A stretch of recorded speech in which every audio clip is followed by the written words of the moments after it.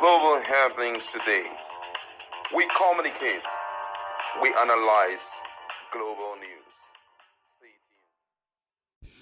Hello beautiful people, welcome back to our channel. This is breaking, just about coming in. Well, I'm going to give full details on that. As you're seeing at the background right now, Mazi Nnamdi Kanu is already in Supreme Court. Remember, if you have followed our story, you remember that in our playlist we did mention that Mazi Nnamdi Kanu wrote filed a motion of arrest. Also, he decided also to defend himself in Supreme Court, giving a lot of issues. And for full details, let me quickly give you a highlight of what was written there.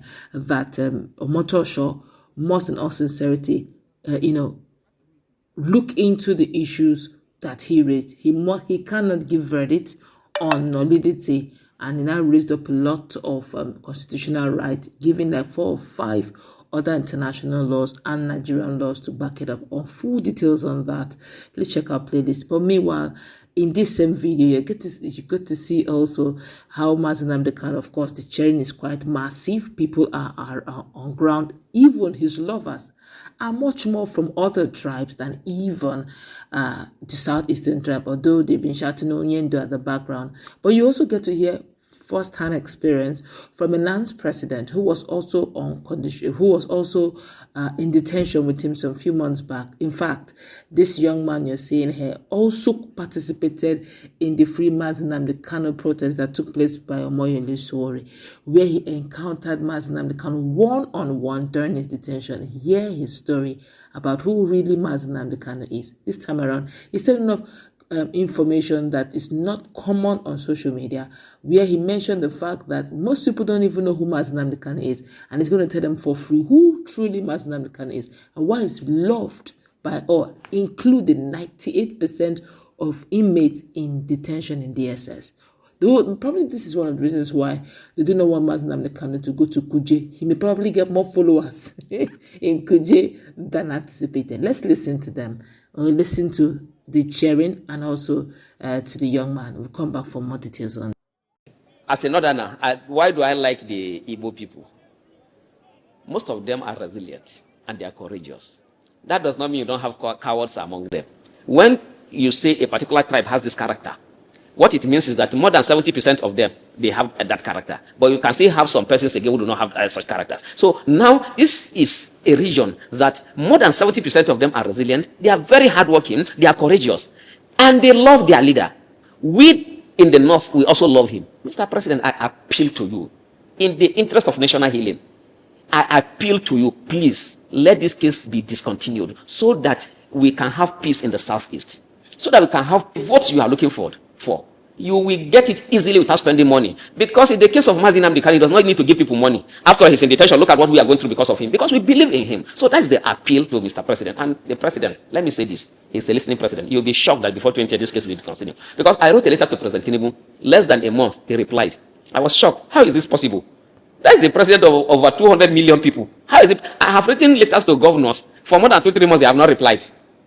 And you, as the president of the entire country, you are replying in less than a month. How do you do this? So that's why I'm using this medium to appeal to President Tinubu. There's no need for this case to continue like this again. Let it come to an end. Political settlement is the best way so that we can have peace in the country. I should know one when I see a terrorist. A terrorist will not be talking about peace. I was shocked when I met with Mazi Nnamdi Kanu. He was always emphasizing about peace and justice. So a terrorist will not want people to live peacefully. A terrorist, you see, there are some things I don't want to reveal because of the security implication.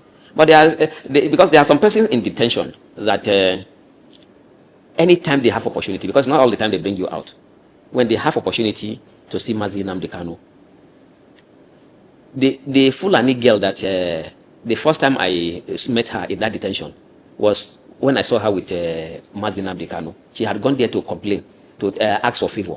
So I was shocked, why is this? Yeah, because they don't usually allow that. That's one good thing about the DSS facility. They don't allow that at all. But the girl was to be taken out for medication.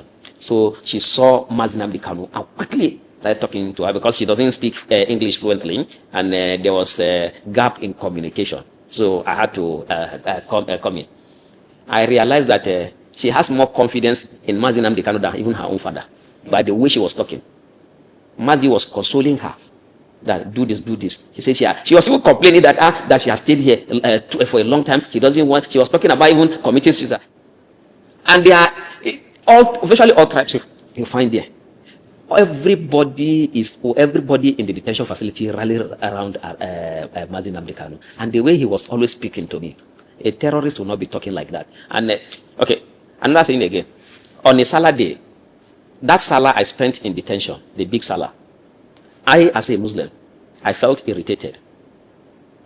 But even Mazi, he doesn't, he tolerates all of these things. Because on that Salah day, during the celebration, the Muslims usually shout, Allahu Akbar, Allahu Akbar. But they were shouting. So I was calling, you see, this detention facility, they are Muslims, they are Christians, they are others. Aside that, you don't have, it's not, even if they are, all of us are Muslim, you don't have to shout and disturb others. At this particular time, some persons want to sleep. Some person wants to just sit down quietly. You cannot be shouting like this. But throughout, for the 3 days that happened during in the detention facility, he will not complain. Instead, those who want to come, because when people have problem, they run to him, not even to DSS officers who are supposed to take care of us. He will tell them, no, it's just for a short period of time. Just be patient. When you live with people, you have to tolerate them. I was angry.